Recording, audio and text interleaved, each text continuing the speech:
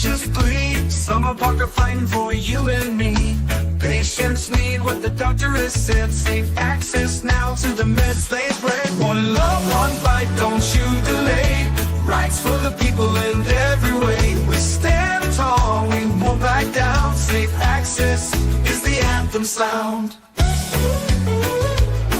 Safe access is the anthem sound. The struggle is real, so is the fire. For health and hope we climb higher. Stand with the ones who can't stand alone. For every voice deserves a throne.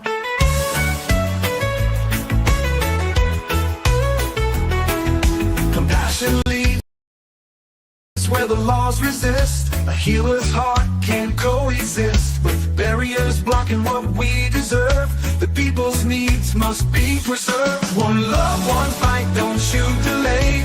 Rights for the people in every way. We stand tall, we won't back down. Safe access is the This production is brought to you by DHBN, WTHC Radio, and Stoner Records.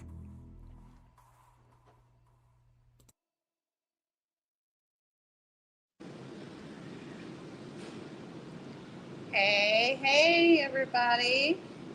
Welcome back to our weekly Patients for Safe Access podcast off of WTHC Radio, right here with the one and only. And this weekend is Memorial Day weekend, and we just want to start out by giving honor and tribute to all of those who served and lost their lives, and the purpose of Memorial Day, and to the families that are left with, out their loved ones who, have to continue on and sacrifice without them. So, we just want to honor and thank those people right away. So happy Memorial Day to those out there having a great weekend. The lake, be safe, be fun. Don't do nothing stupid. Call a friend for a ride. Yes, always. Don't wreck your boat, please. It's not worth it. So this week's guest, this is a beautiful lady right here beside me.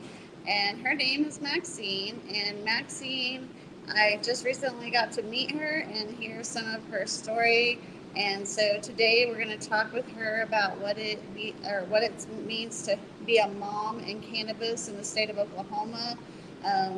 She's had to navigate some difficult channels in our state, and she's been an advocate for many, many years for several different things, including cannabis and DHS issues. And so the story is a very personal story for her because it's her story, obviously. But it gets deep and it gets hard, and it's a painful journey that she's been through. And I think it's important to talk about it because, recently we even had some legislation that was trying to be passed through about holding, like pregnant moms couldn't have cannabis at all, and that type of stuff. Unfortunately, that got pushed off. But that's kind of exactly what affected your life. And so tell me Well, there was even certain strains that are specific for nausea. Mm-hmm. So that always frustrated me when it came to the younger cannabis moms, because I genuinely needed cannabis throughout one of my pregnancies, Gianna, because her twin had poisoned me. So without cannabis, I wouldn't even have been able to get through that pregnancy. Right. But my cannabis journey with my kids was definitely a life-changing experience, something I never thought I would experience in my life. And it motivated me to just keep helping more and more people, especially cannabis moms. I wasn't aware how many cannabis moms were being affected in the way of getting their children removed from their homes, or just, tormented day to day just because they want to be harassed by DHS. Harassed. It's harassment. Yeah, it is harassment. It is. Your story is for sure. My story has exceeded the harassment. Threshold thrown. Yeah. So I knew right away. In my story, the day they removed my children, that it was for a bigger purpose. that it wasn't something that me and my children would experience and not be able to give back to somebody else or help others. And so it got much, much bigger than just me and my kids. And how crazy that, like, in the moment, that's what you thought about. You know what I mean? Like, you already knew that the pathway was for a reason. So, like, I already was a certified foster parent in the state of Pennsylvania. So the day they took my children, I knew something was wrong. Right. And then within 48 hours, the state of Oklahoma has emergency court to see if you're allowed to get your child back or not. At that time, they had nothing against me, no evidence against me, but they had already created several different felony charges against me. So I knew right away that something was completely wrong. Something was going wrong. And then even one time throughout my case, they tried to take my rights away from me within 6 days. Mm-hmm. So just really unrealistic expectations in the DHS system. And they used cannabis against me the entire time. So my cannabis journey has been a yin and a yang. Mm-hmm. The cannabis industry took part in getting my children removed and putting me and my kids in harm's way than even what my husband was doing to us. And so, to put it bluntly, I say that the state of Oklahoma has raped me and my children now even more so than my husband did. And I'm very raw and I'm very real, and so we have to use very raw and real words. Right. So now my story.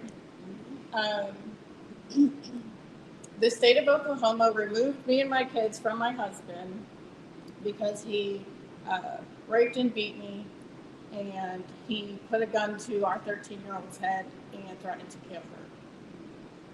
So they put us in protective custody. It was something like I've never experienced before.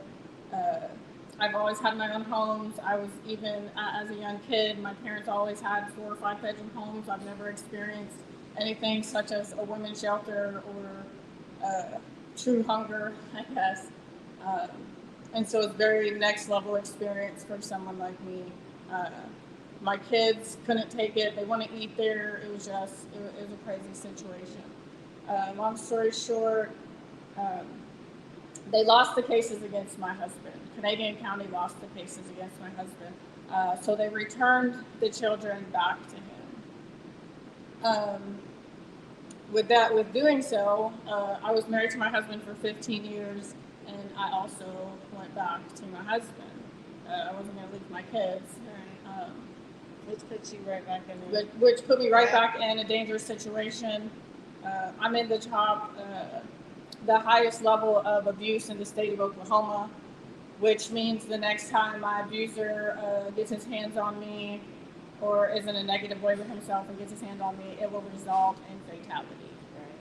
Right. And that's horrible. That's horrible.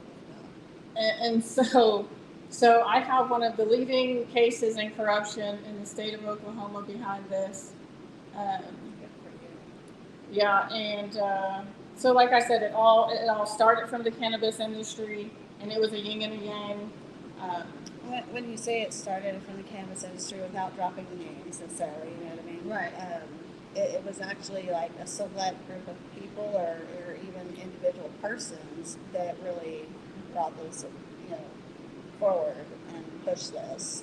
And then in the same stroke, you also told me the other day that the cannabis community was also welcoming me with open arms. Right. The people I was working for had created some lies and stirred up some trouble behind the scenes in my life for me and my ex-husband, which had created the start of this case. But she shunned me, and she said she was blacklisting me and all of these things. But it was like the complete opposite on the opposite side of cannabis land, and they were like, "Come over here, we love you, right. And we'll take you and your kids." People will envelop you. Yeah, and so I fought hard for cannabis throughout my case, even because I'm a true cannabis activist. I believe in medical marijuana. I believe in being a cannabis mom. And I don't believe that you deserve to get your children taken because you are a cannabis mom. Absolutely. I don't either. I remember sitting in on a meeting one time, and I can't remember where it was at now, and there was a lady, a Native American lady, that she was talking about, her children being taken away from her because she had tested positive for cannabis, and like she was going to fight tribal court, Right. to get her kids Yeah. back, and should have never happened. Should have never happened. That way. Well, even like the supervisor of DHS in Canadian County, she had a conversation with another professional, and it was crazy, the whole case, because I work for DHS, so I know a lot of people in DHS. Canadian County wasn't aware of that. They never even asked me my place of employment. Right. So it's been wild for sure. But with that being said, I would have never fought back the way that I did. I would have never thought everybody else in the state of Oklahoma was going through similar things. 13 years of cases in Canadian County have been opened now because of my case. 35 years of DHS cases have now been opened just from the top 5 families that actually have evidence now against the state of Oklahoma's DHS system. And our DHS system here, it has got to be like the absolute freaking worst setup. We have case after case, week after week, day after day of, children being removed from their biological families, being placed with the foster families abusing the children.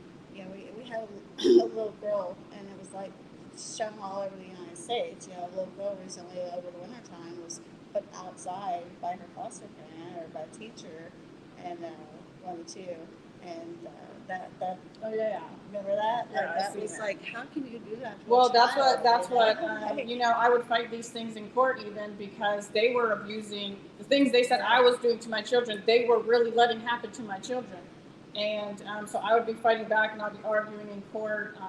My kids have been kidnapped in DHS custody. My kids have been molested in DHS custody. They have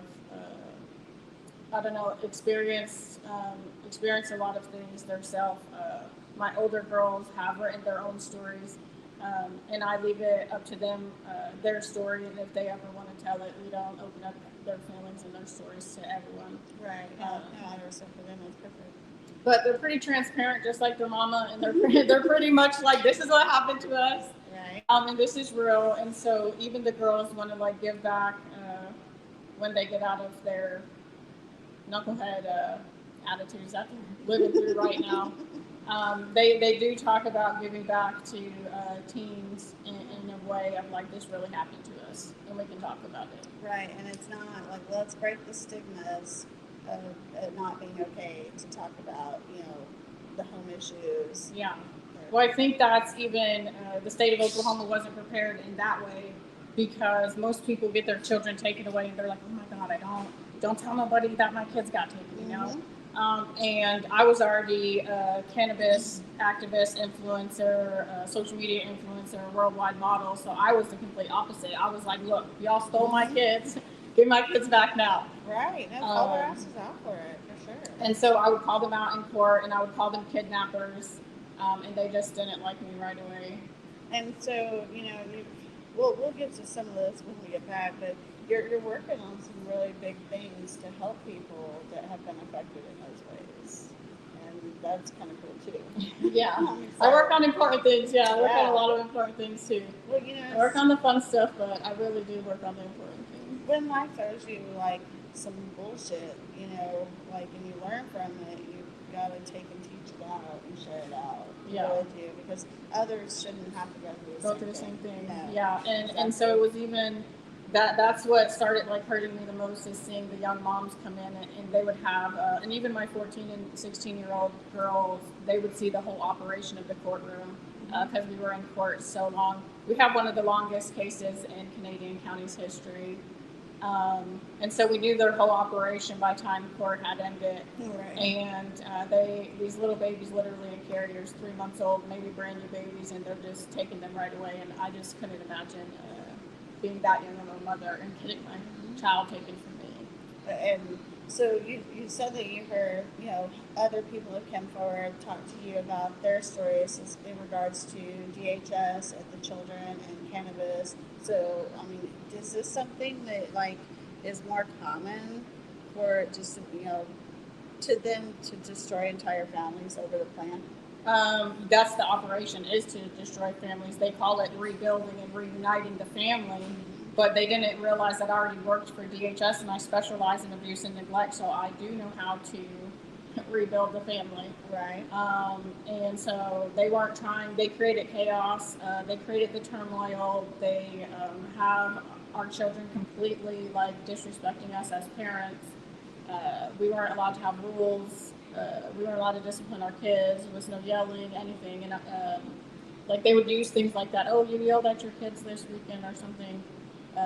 It could be something as simple as my son running in the street. Of course I'm going to yell don't at do him. that. Yeah. And they would be like, get her. Go take her kids. Yeah. So it was really the most ridiculous things that we were even experiencing as a whole family at one point. Not even just, they separated our family though. The very first 2 years of the case, me and my ex-husband have just now started to be able to co-parent in a healthy manner. We're still living through it. Yeah. Our case is very current. Well, let's see. We got a couple more minutes left. So behind us, since we've only got 2 minutes left, we don't want to get super serious, right? So Yeah. behind us, over here, is the Oklahoma City Bombing Memorial. And that is a great view to have out behind us. The downtown Oklahoma City skyscape is amazing. Just beautiful, yeah. Absolutely beautiful. The building in our background here, you said it lights up and stuff. Oh no, yeah, they do all kind of creative things over here. It's just beautiful. It's amazing. Always come check it out. Right. And so, OKC, what's the hit spot for you? The hip spot for you? Where do you like to go here? Well, I just work. So You just work. She's like, I just work. don't So do I that. work on a lot of different things. So I literally usually just go back to back work. And when I'm done with that, I usually try to self-care. Sometimes I travel, I do go places, Right. and then I come back to work. That's awesome. So, well, Maxine, I think we are going to get ready to cut out to a commercial real quick, and then they're going to bring us into a song, which is by Elevated Roots, and it's called Bankrupt. And this song just gets me every time. I crack up. I love this song. Yeah, I can't wait to I hear can't wait to never be bankrupt again. So, all right, if you want to start it, you're good. Every single day, 22 veterans take their own lives. Yesterday it happened, it'll happen again today and tomorrow, unless we do something. Operation Heal is on a mission to stop the pain, the death, and the heartbreak through the only thing that has actually worked for PTSD and chronic pain, cannabis. For far too many of our heroes, healing isn't an option. They're stuck in illegal states, living on a salary of $1,700 a month or less, denied natural medicine by the VA and force-fed pills instead. That's where Operation Heal comes in. Since 2023, they've built a nationwide underground network of cannabis caregivers and connections, getting veterans the plant medicine they need at zero cost when money's tight. Now they're going even bigger. Vetstock is coming, a powerful event where veterans will come together to convert a school bus into a home for a fellow vet who sleeps on the streets every night. You can sign up for canna cooking classes, grab some awesome merch, and make a donation that directly saves lives. Go to Operation Heal, HEEL, and click to help our vets, to get involved and help us bring plant healing to those who fought for us. This is for the people, by the people. No red tape, no politics, just action. Because the government hasn't just abandoned our vets, They've abandoned all of us. Operation Heal. We don't stop until they stop dying. Join the movement. Donate, share, and heal.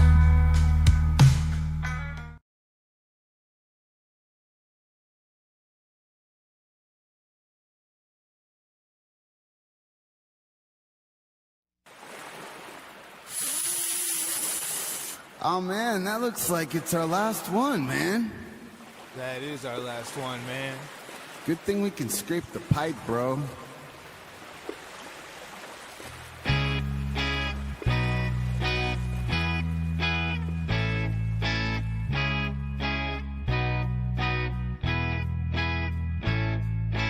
Never gonna be bankrupt again. Never gonna be bankrupt again. Never gonna be bankrupt again. Never gonna be bankrupt again. Gee!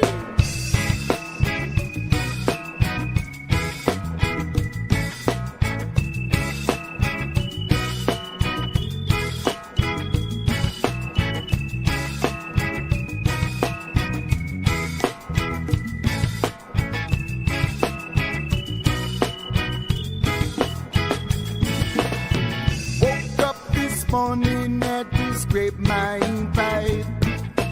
Knew that when I went to bed last night.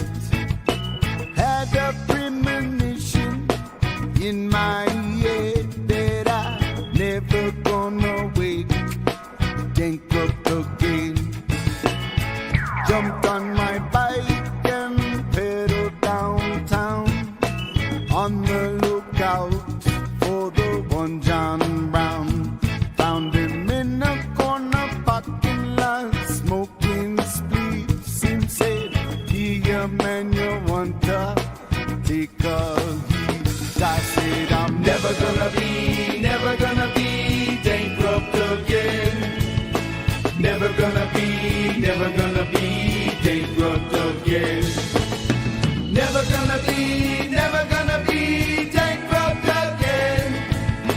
Never gonna be bankrupt again." Went back home to put the seeds in the soil. Compost recipe from brethren I know. Water pH to 6.1. Jah in control of the ebb and flow. Planting seeds, putting flower in my hand so that I will never awake bankrupt again. I said I'm never gonna be bankrupt again. Never gonna be bankrupt again. Never gonna be bankrupt again. Never gonna be bankrupt again.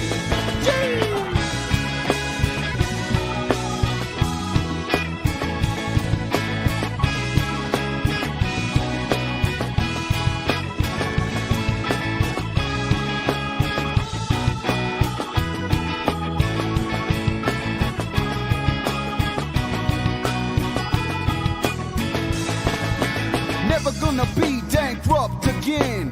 Always bringing flower to my friends. Always connecting to the music of medicine. Always finding ways to sing.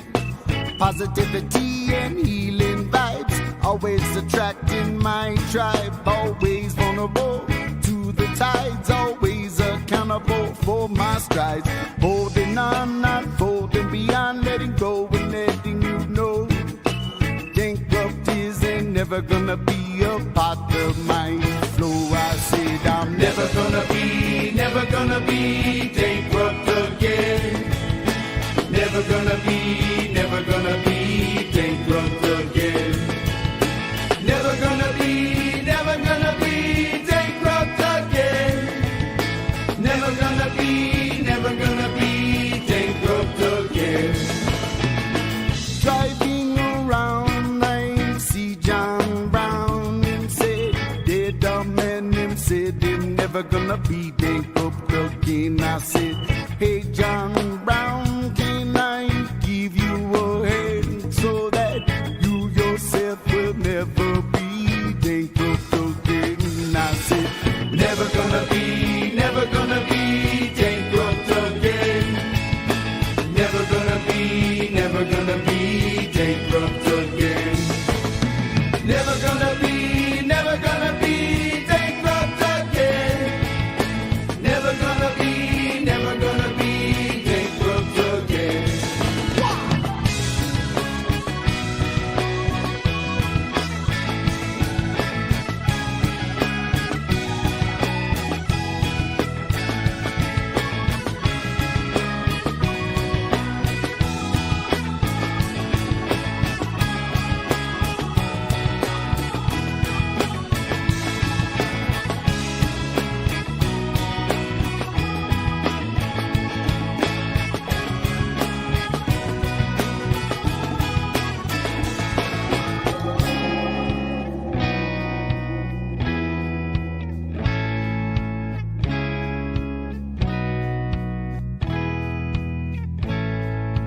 Never gonna be bankrupt again. Never gonna be bankrupt again. Never gonna be bankrupt again. Never gonna be bankrupt again. Never gonna be bankrupt again. Wow!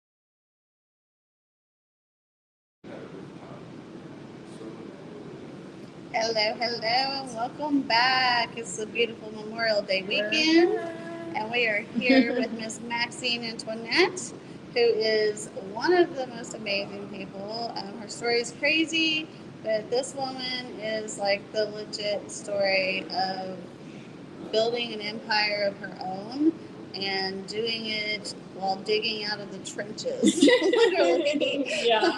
I mean, you're holistic, you're all about plant medicine, you're a cannabis activist, you're a mom, you also have other ventures going on, you have some models that you help, you have what do you call it, car clubs? I have a car club now. Right. I mentor and train new models coming in, now new talent. It has expanded. And we specialize in safety, and that's a big deal across the board in everything we do. So. And whenever I brought it up a minute ago, I'm glad you actually said it that way because that prompted my brain. So there's some legislation that you're actually helping work with and on, to protect people in the sex trafficking.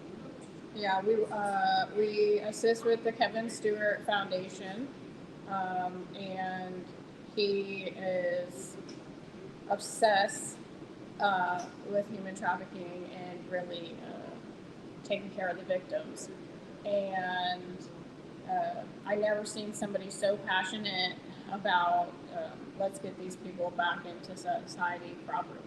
I love that. Yeah. You know what I mean? Yeah. No, that's way cool because there's way too much of it out there that goes on. Well, so it was like a lot of similarities in what I was already doing for my own brand anyway. And so it just made sense to us to help him out. And in return, he has helped us get an amazing space so that we can educate in the things we want to educate on. We are right here. And here we are. Yeah. Yeah.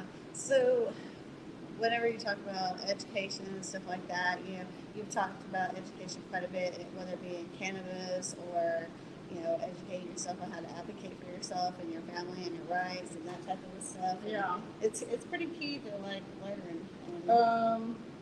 Well, I think that a lot of people in Oklahoma weren't comfortable expressing themselves or speaking out. And so I think it's like you said, it's like the unknown. And so I had to take a step back because I wasn't experiencing normal things, even like how I told you guys earlier, how I just became a model worldwide right away, and I thought that was just normal. The way it happened. The way it happened. So I had to take a step back in all aspects and realize that some people just don't know. And so I got obsessed with educating the people.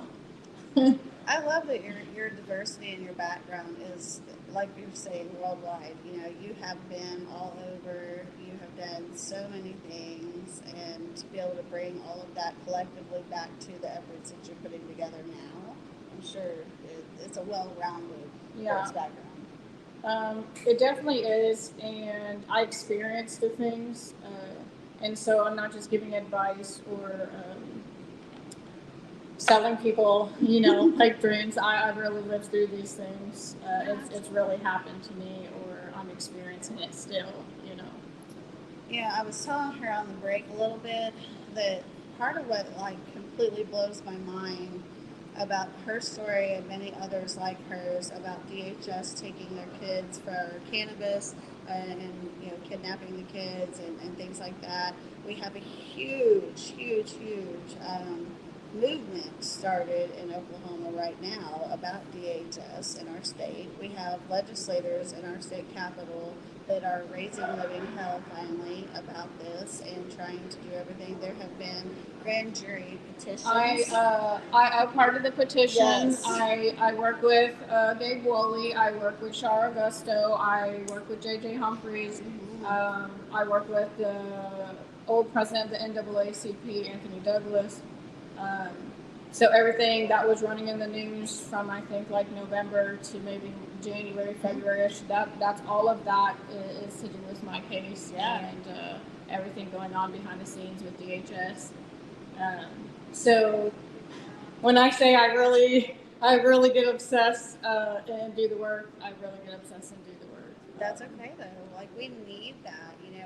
We survive these things, and it changes who you are, and shapes you into wanting to make change for the future again, so other people don't. So you don't have to experience this.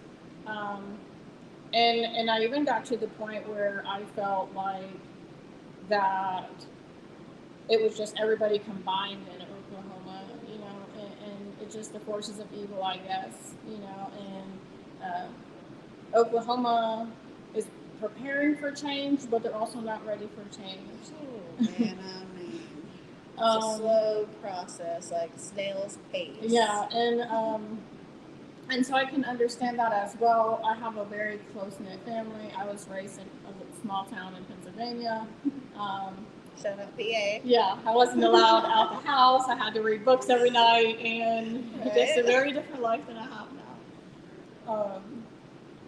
But it all, like you said, it all made me who I am now and ready to give back, and just in the ways that I do.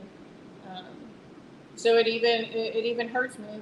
I mean, it really legit hurts me when even I get the backlash and the negativity of what people think compared to what is actually factual. Because I put in the work and I get back so much. Nope, she's up at the Capitol a lot. She's, shaking the doors and, dropping off documents and requesting meetings and speaking her truth and trying to help others with this. And I think that's admirable. It's inspiring. It's advocates like yourself that were an advocate long before I was that have, blazed the trail for me, like Old School did, and you did, Yeah. and like there's so many. Well, that was people. like I can't even name them that was all. like a big deal in my case. That made me such a big deal to the state of Oklahoma, the politicians here, is because most of the case I fought my case alone. I didn't have a legal representative. Oh wow! So you were Yeah. per se then. I was per se, and then it wasn't till month 20 when they started to threaten to completely adopt out my children. Then I had to get lawyers, and at that time I had to get 5 lawyers.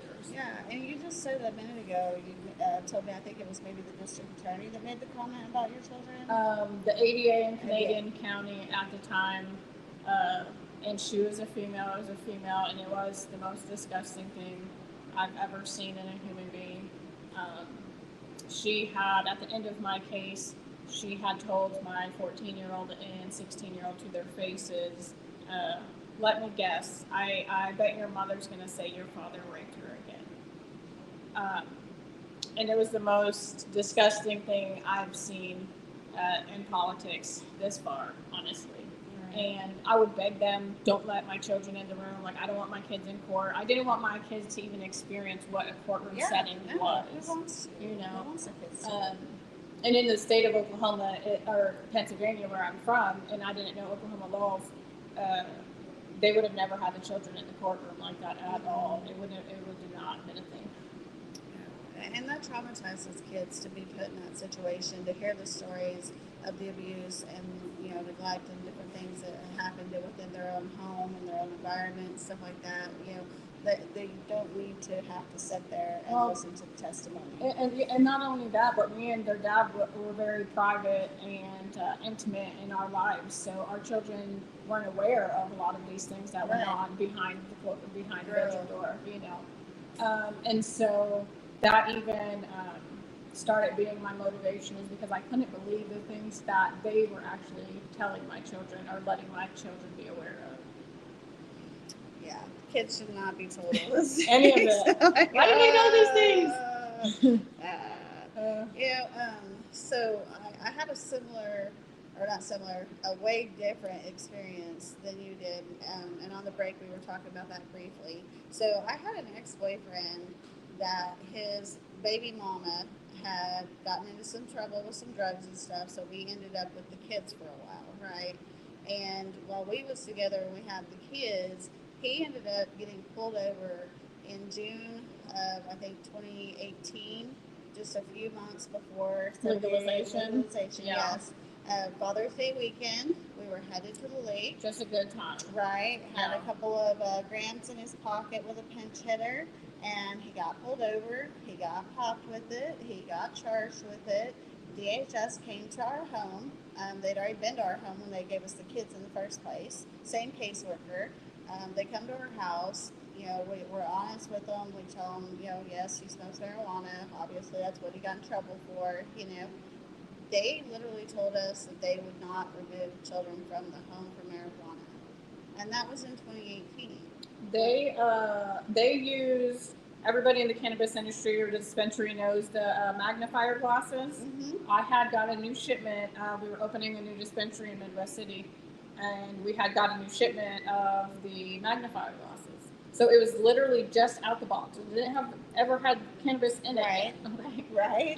It was a dusting. And so when the caseworker came to the house, she stated in court that my 2-year-old had access to open marijuana containers, and there was marijuana in there. And so the judge actually, this was one of the times the judge actually spoke up for me, and he goes, how much marijuana was actually in the container? And she was like, oh, it was just like some particles. And she said it exactly like that. And sure enough, they're like, "Rawr, she's a cannabis mom, we hate her." Slap the particles right out. Yeah, and so it was wild that I was even like, what? And so they even put me on the stand and let me rebuttal. And I was like, I just opened a brand new dispensary. You all know that I work for cannabis. Right. Right. So you were an owner in the industry. I own my own cannabis retail company right now. That's what Mac 10420 is. But I managed dispensaries. I did own the MA license. I was a transporter. I did many things. So you've I went- literally been in every which way. I when I say like I do my research, or when I really want to get involved in something, I really get involved in it. And after my mishap early on in cannabis with my beginning team in business partners, I just wanted to learn and learn and learn and give back to everybody the way they gave back to me and my kids and embraced us. That is way cool. Yeah. That's a good way. So, let's see. I'm trying to think what else we had kind of conversed about. Do you want to go ahead and plug any socials that you have, or anything that you want to promote about yourself or your companies? For sure. Mac10420.com. That's my merchandise. I also work for Savage Passion Box. They're in Oklahoma as well. It's an amazing, amazing box. And I just love their crew. 18 and up goodies? It's 18 and up goodies. 18 and up goodies, people. It doesn't. I'm just kidding. It's for everyone. It is a candle lubricant. It is, what do they have in there? A pre-roll, a lip plumper. They have some chocolates in there. Just a little sort of Just box. a little, yeah, it's a little kind of love box, you know, like I love my partner. Valentine's Day, think Valentine's Day. Think Valentine's Day. But no, everybody loves Savage Passion Box. It's been an amazing experience with them as well. I also work with Street Motion worldwide now in the state of Oklahoma. We have expanded worldwide. And Malibu Bay Swimwear. I work for Babes in Toyland Charity.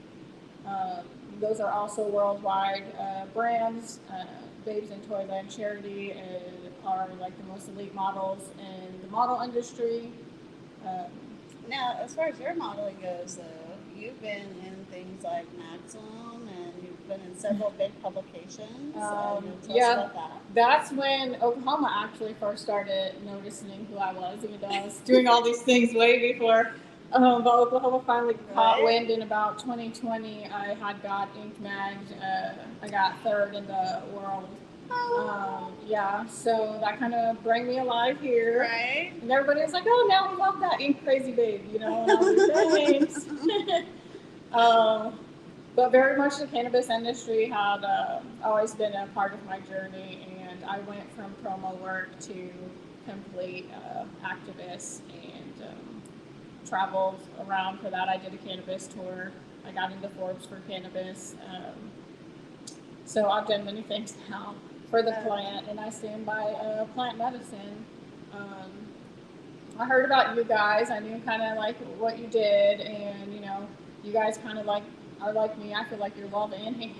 Like you're like, oh, here they come, and then everybody else is like, oh yeah, here they come. You know, so there's definitely a love-hate in the industry for people with in regards to patients for safe access and what we're doing with it and stuff. And I just always welcome intelligent conversations from opposing views, Yeah. And I always just tell the Karens that I love them. Yeah, we love you too, You know Karen. what I mean? Right. Karen, Kyle, I love you. I say Karen and Ken. That's cute. Look, it's okay. I mean, haters want to be haters, and they want to chug that haterade. It's a bitter bitch, and you're gonna chug it, and you're gonna wish you didn't.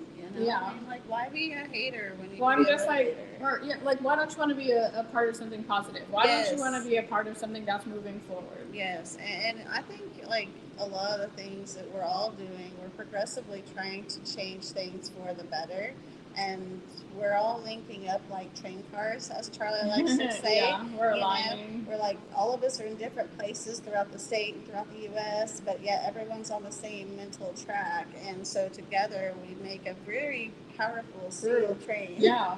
Well, no, I mean, that's what I was just getting ready to say. Shout out John Frazier, because Yes. that's Old who school put us info. together, and I trust him. And 5K. And I want to give people their flowers now. That's what I always tell them. I want to give people their flowers now. So John is such an amazing human. He Yeah. really is. And then, people were picking on him recently, for his ID thing at the dispensary and stuff, and I just like, I don't understand that. The younger generation picking on the older generation. Well, I call Old School School and Company OG. He knows. He it. is OG. He's OG. He is OG as hell. And so you go. It's anything. It's in the modeling industry. It's in music. Like a person like me, like you respect the person before you. Yeah. For sure. And so that's why I decided to reach out to John, and we decided to start working together and trying to redevelop some things for cannabis and entertainment. And we're real excited about it. It's going to be fun. What can we look forward to in the future? Well, if you check out John Fraser's page, I don't know if he still has it up, but he has like this little kind of hillbilly bikini kind of thing.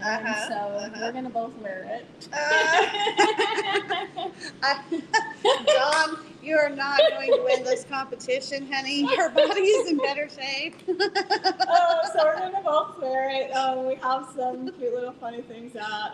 We're just gonna keep creating. I love it. together. John's TikToks are so funny, and I'm super excited actually to get motivated to make some just silly TikToks and stuff. You know, I don't do a whole lot with social media. I'm learning to, you know. I'm not a TikToker, and I suck at YouTube. But at my level of modeling, they like push it. Like the management team, everybody, they're like, get on YouTube, get on TikTok. So it's a journey for all of us. It's a learning journey. I never stop learning. I always want to consume and learn. So the modeling, is that what took you to places like the red carpet? Yes, I had just started as like an actual artist in the state of Oklahoma. So I would let college students draw me or body paint me. Okay. And so it wasn't anything to do with the entertainment industry. I was just a true artist. Yeah. And then it developed into the day and age of OnlyFans and other things. And, right. You know, I decided like my gift back to the art world was that I wanted to keep these women safe, even if they wanted to be in the dark side of the art world, that they deserve to be safe and work in a safe environment. Yeah.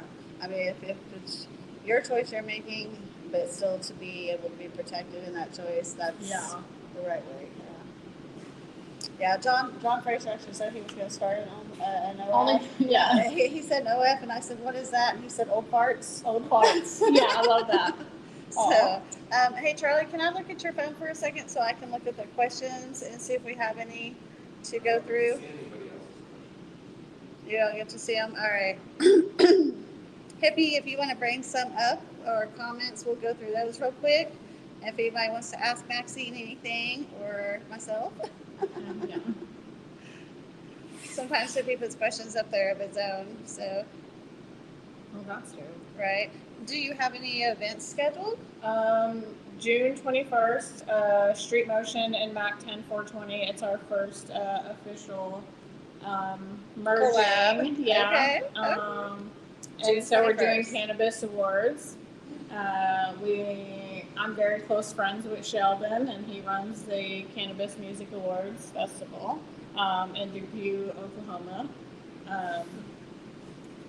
And I think we have another one after that. Oh, June 1st, 14th, we're doing the Kevin Stewart meet at the Capitol. Okay. If the state leaders wanted our medical program, we would be the gold standard. That was Charles saying that one on there. Yeah. So his point there. Okay, so we went to the Capitol recently, and there was another one of the staffers from the governor's office that come out to talk to us because, of course, we can't ever get the meeting we're asking for. Yeah. But the staffer is like, well, I didn't vote for it. And Charles is like, well, of course you didn't vote for it because if people in our state capital actually had voted for it, we would be the gold standard for marijuana. Yeah. We wouldn't be the mecca of marijuana and the illicit black market and the illegal grows and the dumping of thousands of licenses in a year. So, yeah, it was ridiculous what happened. Let's see. The Wild West is what our state leaders created because they did not want medical marijuana. That goes hand in hand with that one. Let's see. I know Crystal Smotherman had said hi. Mary Jane May says missed her child's story with DHS. Mary Jane, you'll probably have to go back and watch again. But speaking of, so update-wise, where are things now? Your case with DHS is final, right? Yeah. That's closed out. You you've still got, you know, your relationships with your kids and stuff like that going, and you have some litigation going too, don't you? Well, as far as when the ADA closed out court, she didn't close it out as a DHS case. She closed it out as a custody case. Okay. So she gave custody of me and my ex-husband's children to my ex-husband, and she also stated she would never give me my children back. See, and that's horrible. A judge should not be able to look at you and say that. You Yeah. know what I mean, that's not okay. Yeah, it was very, very disgusting behavior from politicians. I never expected it. Yeah. All right, let's see. We've got Patients for Safe Access up there. Are there any more? Do you have any like YouTube links or IG? My IG is Mac10420. It's usually Mac10420 across the board everywhere. If you look on like Facebook, it's like Maxine Antoinette. Okay. I'm very real. I'm very raw, so that's really who I am, Maxine Antoinette. And the rest is Mac10420. Mac10420. Yeah. So, do you bring or do the models come to the car shows or the car stuff? Well, that's a new development, and so we did start working with the car club about 6 to 9 months ago, I would say. And so our team's already been merging, and we already done shoot with some of the trucks and cars, and we're developing events now. So. That's cool. I'm excited to see what you guys do with that. I love car shows myself. I'm a gearhead at heart. You know, most people don't know that about me, but I love to work on cars and stuff like that. Yeah. So, you know, but cannabis in your life, like during that whole time frame when you were dealing with the DHS stuff and your children and your ex-husband and all that, what were some of the things that it gave you benefit of? How did cannabis help you? So cannabis is the reason I survived as a mother. As much as I fought back and as much as I was like ready to like fight the system, I was still a mother at the end of the day, and there was many dark, cold nights alone, and I've never not been with my children. I've been a mom a long time now. And so I used cannabis for my depression, and it helped me tremendously. And I woke up every day and, you know, have my Pepsi and my joint, and I'm ready. And now we're gonna fight the beast. Coffee and a joint, Pepsi and a joint, Yeah. and a joint. And so it really helped me. And I didn't believe in cannabis in that way. I was very much a skeptic at first. I'm from Pennsylvania, and you kind of just hung out with your friends on the weekend and smoked weed, you know. But down here, I did my very first podcast with one of the founders or whoever was with 7088. Yeah. And she told me a 40-year-long story of her fight for medical cannabis, and that's when I realized that cannabis was much deeper than hanging out on the weekend with your friends. Right. And so it really, really did help me through my journey. It helped me wake up every day, really. Right. I love that. Cannabis is definitely a lifesaver, and it's not just a lifesaver, it's like a way of life. It's a way of life. Yeah. It's like you get all of the different things that your body needs to help you function without big pharma. Yeah. Like, screw big pharma. Well, I just felt much healthier. Like I said, I was a skeptic. Yeah. So like I even like completely went off cannabis, got on CBD, anything that I was like a skeptic of, like medically, I was like, let me clean body myself and start to finish. And so that I could give like real reviews or my real opinion on how it helped me. And so I don't feel a reason to never not have cannabis in my life. So what's your favorite way to consume cannabis? I'm a flower girl. I'm a sativa girl. I know it's a rarity. But I'm more sativa too. He's an indica person, and like I've had to adapt. You know what I mean? Yeah, Like, yeah, I had to adapt a little bit. yeah, like because I have to smoke. Well, I'm very active as a indica. person, so I'll like smoke and I'll be like on the treadmill or something, doing something different. You know, I'm like spring cleaning 5 times a year. Like he'll like on the before we left here to come here, we smoked an indica, and I was like fogged half the way here. Yeah. And I was like, I can't get my brain thoughts Together. to come do the podcast. I was like, I need a sativa, is what I was thinking in my head. Yeah, no, that same thing happens to me with him. So Is there a I favorite get strain? it. Well, I was a Blue Dream girl for a long time. Me too. I was absolutely obsessed with Blue Dream. It was during one of my pregnancies. I got real bad sick, and it was the only strand that would even get me to eat or just, I don't know, it was a rough time. But Yeah. man, when I'm telling you, I sold out of everywhere. I'm like, where's the Blue I Dream? get to be kind of like an asshole about Blue Dream sometimes because like I had a location one time I went into to go buy some product, and he was really trying to sell me on this Blue Dream. And I was like, dude, listen to me. I was like, Like, I know unless my I am stuff. going to be California dreaming Dreamin'. down this Yeah. PCH, like, do not sell me something that is not going to be exactly what it Uplifting. should be. Yeah. You know, don't sell me a mirage. Right. And I Yeah. told him, I was like, look, if I buy this stuff and I go outside and I go smoke it and it's not exactly what I think it should be, I was like, I'm going to come back in here and I'm going to be pissed off, bro. I was like, so do you really want to sell me that, or do you want to sell me this one? Well, then I think that's what was happening. People were like contaminating the Blue Dream. I don't know. It started being terrible. I didn't even want it We don't even really see much Blue Dream around anymore. Yes. Yeah, at all. So, but, I mean, I guess sativas are kind of hard to grow in our state, is what I keep hearing over and over and over again. But I don't know for myself. I've never tried. Are sativas harder to grow in the state of Oklahoma than an indica? Okay. Yeah. Okay. Well, there's another consensus. I love it. So, well, guys, thank you for joining us live here on the Memorial Day weekend. Next week, I will be back again on Sunday at 3 p.m. and we will have Cody Peterson as our guest next week. He is with the Americans for Safe Access. He's one of their board members. Americans for Safe Access is how part of my journey in becoming an advocate, helping me to become an advocate. So Yeah. I've been to Washington, D.C. to advocate with them at our nation's capital, and I go to our state capital all the time. Karen, thank you for the hearts. Crystal Smotherman, hi, how are you, honey? Anybody else? Love you guys. Much love. One love, and we will catch y'all later. Hippie, you can take us out. Stepping up strong with a righteous plea. Summer Parker fighting for you and me. Patients need what the doctor has said. Safe access now to the meds they bred. One love, one fight, don't you delay. Rights for the people in every way. We stand tall, we won't back down. Safe access is the anthem sound. Safe access is the anthem sound. The struggle is real, so is the fire for health and hope. We climb higher, stand with the ones who can't stand alone. For every voice deserves a throne.